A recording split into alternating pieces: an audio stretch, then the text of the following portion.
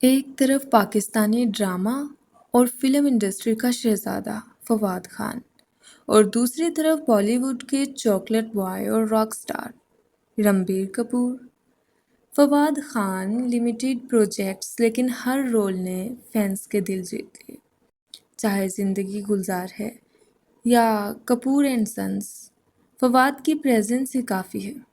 दूसरी तरफ रणबीर कपूर, जो बर्फी और रॉकस्टार जैसे रोल्स में एक्टिंग का नया लेवल सेट करते हैं, और संजू ने सबको प्रूव कर दिया कि वो एक कंप्लीट परफॉर्मर हैं।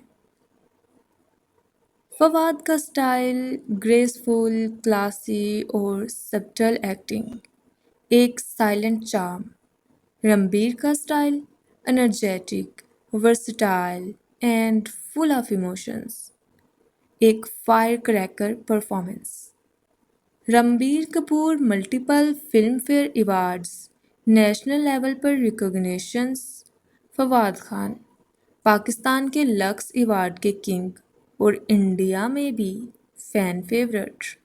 फवाद के फैंस कहते हैं वो लिमिटेड स्क्रीन टाइम में भी मैजिक कर देते हैं। रणबीर के फैंस कहते हैं वो हर जेनर में फिट हो जाते हैं। तो सवाल ये है, आपके लिए ज़्यादा आपका फेवरेट है कौन?